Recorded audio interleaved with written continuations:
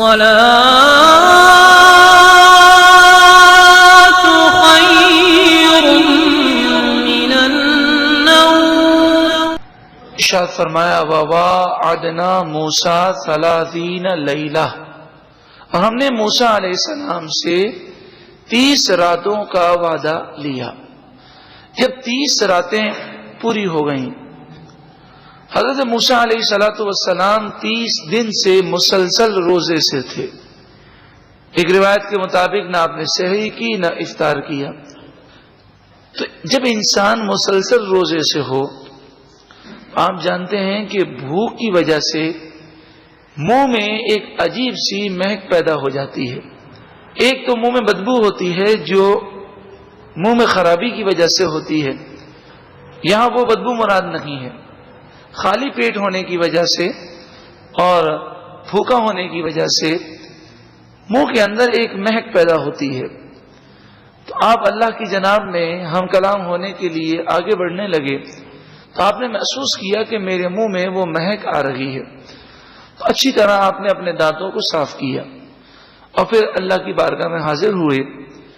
تو اللہ تبارک و تعالی نے فرمایا یہ آپ نے کیا کیا؟ روزے دار کے منہ کی مہک مجھے مشک سے زیادہ محبوب ہے.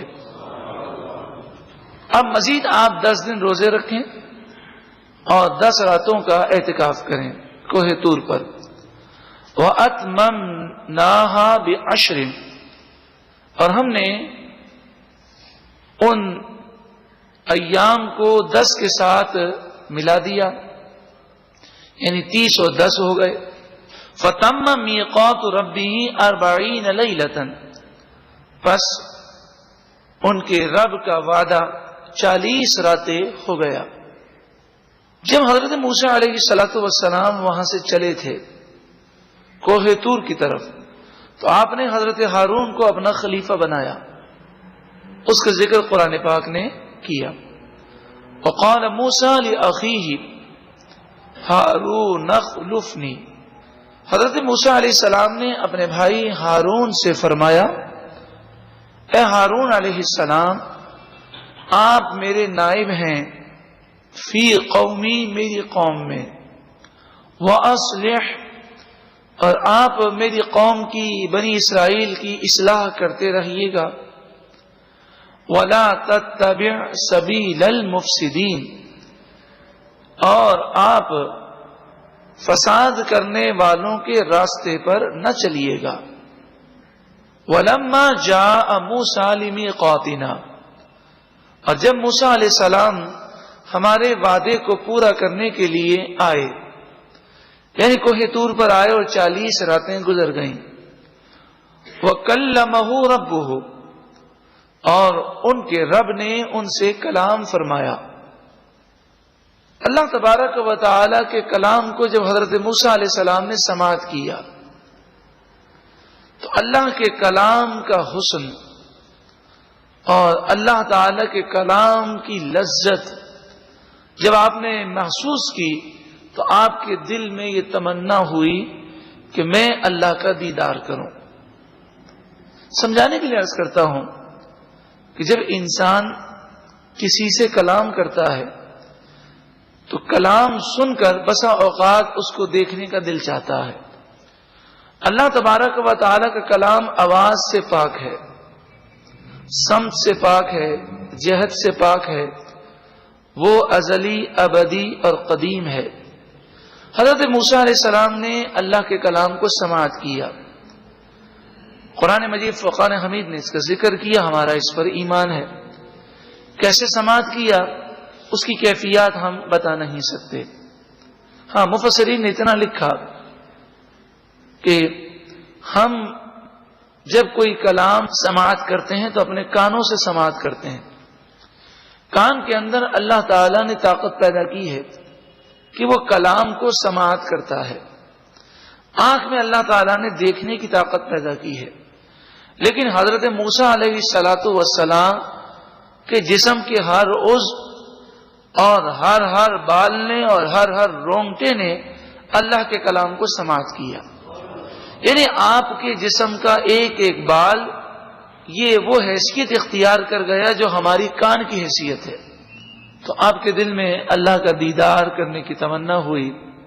قال ربی، عرض کی اے میرے رب، ارنی، تو دکھا مجھے، انظر الیکا، جلوہ دکھا تاکہ میں تیری طرف دیکھوں اور تیرا دیدار کروں. قال، اللہ تعالی نے فرمایا، لن ترانی، آپ ہرگز مجھے نہیں دیکھ سکتے، ولکن انظر الی الجبل، ہاں لیکن آپ اس پہاڑ کی طرف نظر کیجئے، میں اپنے دیدار کی ایک تجلی اس پہاڑ پر ڈالتا ہوں. فَإِنِ اسْتَقَرَّ مَكَانَهُ، پھر اگر وہ پہاڑ اپنی جگہ کھڑا رہ جائے، فَسَوْفَ تَرَانِي، پس ان قریب آپ مجھے دیکھ لیں گے. فَلَمَّا تَجَلَّى رَبُّهُ لِلْجَبَلِ، پھر جب ان کے رب نے پہاڑ کے لیے ایک تجلی فرمائی، جَعَلَهُ دَكَّا، تو اس پہاڑ کو اس تجلی نے ریزہ ریزہ کر دیا. وَخَرَّ مُوسَىٰ صَعِقًا، موسیٰ علیہ السلام بے ہوش ہو کر گر گئے. فَلَمَّا أَفَاقَ، پھر جب آپ ہوش میں آئے، قَالَ، عرض کی، سُبْحَانَكَ، اے پروردگار تجھے پاکی ہے، تُبْتُ إِلَيْكَ، میں تیری طرف رجوع لایا، وَأَنَا أَوَّلُ الْمُؤْمِنِينَ، اور میں سب سے پہلے ایمان لانے والا ہوں. سب سے پہلے ایمان لانے والا ہوں، اس سے مراد یہ ہے کہ انبیاء علیہم الصلاۃ والسلام کے ایمان اپنی امت سے مقدم ہوتے ہیں. محترم پیارے بھائیوں، قرآن مجید فرقان حمید کا ترجمہ انتہائی واضح ہے کہ حضرت موسیٰ علیہ الصلاۃ والسلام کے لیے یہ نہیں فرمایا کہ کوئی بھی میرا دیدار نہیں کر سکتا، بلکہ اللہ تعالیٰ نے فرمایا آپ نہیں دیکھ سکتے. ہاں، اگر میں اپنی تجلی ڈالوں اور یہ پہاڑ اپنی جگہ پر کھڑا رہ جائے گا تو پھر آپ مجھے دیکھ سکیں گے. یعنی دیدار الہی ناممکن نہیں ہے، مگر اس دنیا کی چیزوں میں طاقت نہیں کہ وہ اللہ کی تجلی کو برداشت کر سکیں. تو جس پہاڑ پر آپ تھے، جب تجلی ہوئی تو وہ پہاڑ جب پھٹ گیا اور ریزہ ریزہ ہو گیا، تو دنیا کی کوئی ایسی چیز نہ تھی جس پر کھڑے رہ کر حضرت موسیٰ علیہ السلام اللہ کا دیدار کر سکیں. دنیا کی چیزوں میں وہ طاقت نہیں. ان آیات سے واضح طور پہ معلوم ہوا کہ اللہ کا دیدار ناممکنات میں سے نہیں ہے. اللہ تعالیٰ جسے چاہے اسے وہ طاقت دے کہ وہ اللہ کا دیدار کر سکے. قربان جائیے محبوب کریم صلی اللہ علیہ وآلہ وسلم پر کہ اللہ نے انہیں کتنا مقام دیا. سبحان اللہ، کہ وہ پہاڑ ایک تجلی سے ریزہ ریزہ ہو گیا، موسیٰ علیہ السلام بے ہوش ہو گئے، اور شب معراج میرے آقا صلی اللہ علیہ وسلم نے اللہ کا دیدار کیا اور جاگتی آنکھوں سے اللہ کا دیدار کیا. لیکن سوال یہ ہے کہ دیدار کے لیے دائیں بائیں آگے پیچھے ہونے سے اللہ تعالیٰ پاک ہے، سمت اور جگہ سے پاک ہے، جسم سے پاک ہے. پھر محبوب کریم صلی اللہ علیہ وسلم نے اللہ کا دیدار کیسے کیا؟ تو جس طرح حضرت موسیٰ علیہ السلام نے اللہ کا کلام سماعت کیا، ہم اس کی کیفیات نہیں بتا سکتے، تو دیدار کی کیفیات بھی ہم نہیں بتا سکتے. اسی طرح کل بروز قیامت اللہ کیسے مقبول بندے ہوں گے جنہیں اللہ تعالیٰ اپنا دیدار عطا فرمائے گا، اور جنت میں جنتیوں کے لیے بھی اللہ کا دیدار ہوگا. جس قدر جنتی کا مقام بلند و بالا ہوگا اتنا ہی زیادہ اسے اللہ کا دیدار نصیب ہوگا.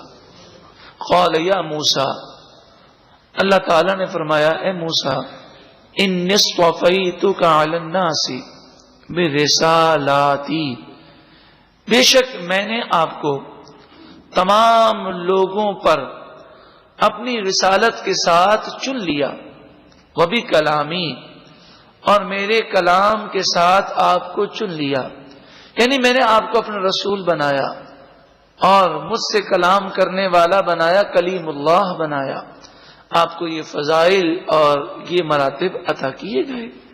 فخذ، پس آپ مضبوطی سے پکڑ لیجئے، ما آتیتک، اس کلام کو جو میں نے آپ کو عطا کیا، وکم من الشاکرین، اور مزید شکر کرنے والوں میں سے ہو جائیے۔ وَكَتَبْنَا لَهُ فِي الْأَلْوَاحِ، آپ کو توریت عطا کی گئی، توریت تختیوں پر لکھی ہوئی آئی۔ وَكَتَبْنَا، اور ہم نے لکھا، لہو موسیٰ علیہ السلام کے لیے، فِي الْأَلْوَاحِ، ان تختیوں میں، من کل شیء، ہر چیز، موعظۃ، نصیحت، وتفصیلا لکل شیء، اور ہر چیز کی تفصیل، فخذھا بقوہ، اور ہم نے فرمایا آپ اسے مضبوطی سے تھام لیجئے، وأمر قومک، اور اپنی قوم کو حکم دیجئے، یأخذوا بأحسنھا، کہ آپ کی قوم اس توریت کو اچھی طرح پکڑ کے رکھے، یعنی اس پر عمل کرے۔